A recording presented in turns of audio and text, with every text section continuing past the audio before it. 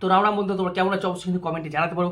তো আমি ভিডিও করতে পারছি না, কারণ একটু কাজ রয়েছে, ঠিক আছে, তার জন্য ভিডিও করতে পারছি না। কিন্তু আজকে ভিডিও নিয়ে চলে এলাম, কারণ একটাই কারণ, Bengal chapter, sorry Bengal file. Bengal file একটা মুভি কিন্তু আসছে, ঠিক আছে। যিনি কাশ্মীর ফাইল করেছেন, যে ডিরেক্টর, সেই ডিরেক্টরই কিন্তু বেঙ্গল ফাইল করেছে। কিন্তু এই বেঙ্গল ফাইলের নামটা বেঙ্গল ফাইল নয়, এটার নাম হচ্ছে দিল্লি ফাইল বেঙ্গল চ্যাপ্টার। তো তার জন্য কিন্তু তিনি একটা ভিডিও কনফারেন্স করেছেন। ভিডিওতে তিনি দর্শকরা জানতে চেয়েছেন যে এই যে নামটা, এই নামটা কি দেওয়া উচিত, বেঙ্গল চ্যাপ্টার দেওয়া উচিত, বেঙ্গল ফাইল দেওয়া উচিত, না যে নামটা আছে Delhi chapter Bengal file, Delhi Delhi file Bengal chapter, সেই নামটা দেওয়া উচিত। এবং এখানে তিনি বলেছেন যে এটা কোনো মুভি নয়, এটা হচ্ছে পশ্চিমবঙ্গের বা বাংলার বলতে পারো একটা বায়োপিক। মানুষের যেরকম বায়োপিক হয় সেরকম একটা বায়োপিক, যেগুলো কিন্তু এখানে তুলে ধরা হবে ঐতিহাসিক ঘটনাগুলি। প্রথমত তুলে ধরা হবে 1946 সালের ঘটনা, তারপরে দেখা হবে পশ্চিমবঙ্গের রাজনৈতিক পালাবদল এবং মুর্শিদাবাদের যে ঘটনা সেটাও দেখানো হবে, এবং বাংলাদেশের নোয়াখালীতে যা হয়েছিল সেটাও দেখানো হবে।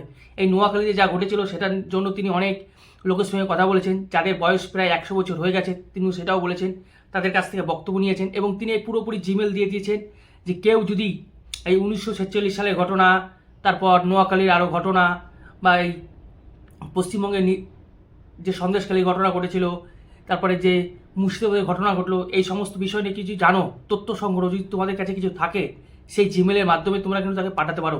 কারণ তিনি কিন্তু সঠিক মুভি তৈরি করতে চাইছে। বলতে পারি এটা কোনো কমার্শিয়াল মুভি না, বা ওই রংচং বং মুভি না, এটা পুরোপুরি হচ্ছে ওয়েস্ট বেঙ্গলের একটা ফাইল, যেরকম কাশ্মীর ফাইল সেরকমই এটা ফাইল। তাই ইনি কিন্তু একদম সুন্দরভাবে সঠিক তথ্য দিয়ে ইতিহাসের দিকটা বা পশ্চিমবঙ্গের দিকটা কিন্তু তুলে ধরতে চাইছে। শুধু পশ্চিমবঙ্গের দিক নয়, গোটা বাংলার দিকটাই কিন্তু তুলে দেখতে চাইছে। কারণ এখানে বাংলা বলতে বাংলাদেশের নোয়াখালীরও একটা ঘটনা কিন্তু দেখানো হবে, যেটা নোয়াখালীর জেনোসাইড বলা হয়, সেই জিনিসটা কিন্তু দেখানো হবে। আমার যদি মনে হয় নোয়াখালী বাংলাদেশে, আমি যদি ভুল না হয়ে থাকি, তো পুরো সম্পূর্ণ বাংলা জুড়ে স্বাধীনতার সময় থেকে বাংলার কি কি পালাবদল ঘটেছে, কি কি হয়েছে, সমস্ত কিছু এখানে দেওয়া থাকবে। এবং স্বাধীনতার আগে 1946 সালে ঠিক কি হয়েছিল, কলকাতা কিলিং যাকে বলা হয়, সেই জিনিসটা কিন্তু দেখানো হবে। হয়তো মানে অনেকের আর কি ভালো লাগবে না, কারণ রাজনৈতিক কিছু পলিটিক্যাল এখানে জিনিসও এখানে দেখানো হবে। তার জন্য পলিটিক্যাল নেতারা হয়তো এটার বিরোধ করবেন, আমি জানি এটা বিরোধ করবেন, কিন্তু আমরা কিন্তু এই মুভিটা দেখতে চাই।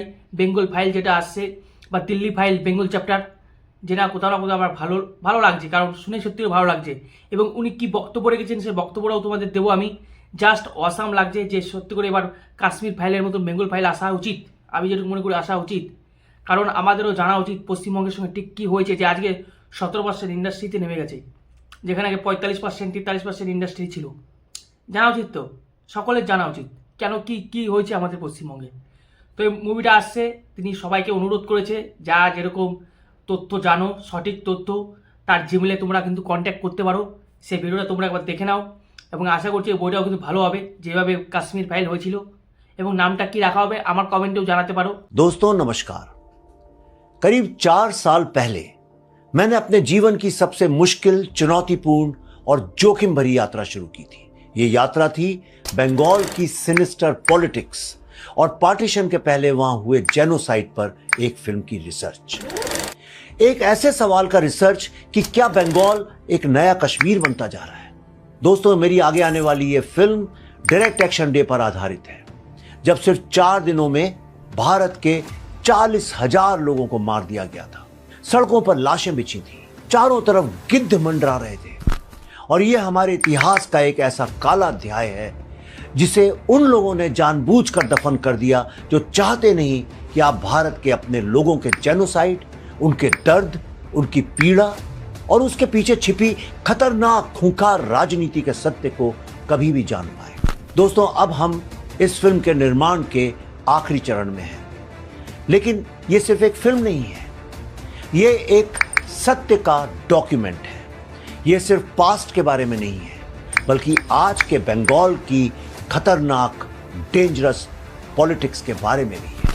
ये फिल्म एक वार्निंग है कि कैसे बंगाल धीरे धीरे कश्मीर बनता जा रहा है। दोस्तों हमने ग्रेट कैलकाटा किलिंग्स और नोआखली के बचे हुए पीड़ितों से, जिनमें से कई तो 100 साल के ऊपर के हैं, उनसे और हाल ही में बंगाल के कई पीड़ितों से बातचीत की, वीडियो पे उनके रिकॉर्डिंग की।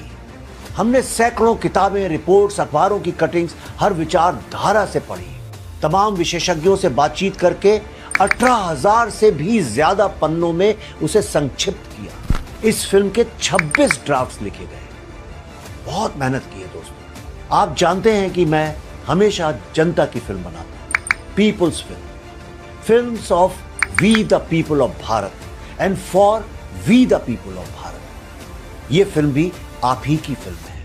जैसे द कश्मीर फाइल्स हम सबका सच बना, आपका सच बना, वैसे ही यह फिल्म भी आपके और हमारे दर्द की कहानी है। पिछली बार मैंने आपसे रिसर्च में योगदान देने के लिए किया था और आपने बहुत तादाद में दिया भी, और जिससे फिल्म में कई तथ्य भी दिखाए गए, और उसी कारण कश्मीर फाइल्स सत्य का आईना बना। एक बार फिर दोस्तों एक नया इतिहास रचा जा रहा है और उस इतिहास का हिस्सा बनने का यह आपका मौका है। इस फिल्म को फाइनल करने से पहले मैं कुछ भी छूटने नहीं देना चाहता। अगर आपके पास डायरेक्ट एक्शन डे से रिलेटेड, बंगाल में जो अभी मुर्शिदाबाद में हुआ या जो नोआखली में हुआ था, ऐसी उससे रिलेटेड कोई भी जानकारी, लिंक, कोई डॉक्यूमेंट, आर्टिकल या सबूत है, या आप किसी ऐसे व्यक्ति को जानते हैं जो इसका भुक्तभोगी है, तो कृपया आप नीचे लिखे हुए इस ईमेल पर हमको भेजें। एक बात और, बहुत सारे लोग मुझसे कह रहे हैं कि जब फिल्म पूरी बंगाल के बारे में है तो इसका नाम the Delhi files Bengal chapter क्यों है? क्यों नहीं आप इसका नाम बदलकर द बंगाल फाइल्स कर देते हैं? तो इस विषय में भी आप नीचे मुझे बताइए, आपकी क्या राय है, आप क्या कहना चाहते हैं। आखिरकार है तो ये आप ही की फिल्म, हम we the people of Bharat की फिल्म। धन्यवाद। जय हिंद।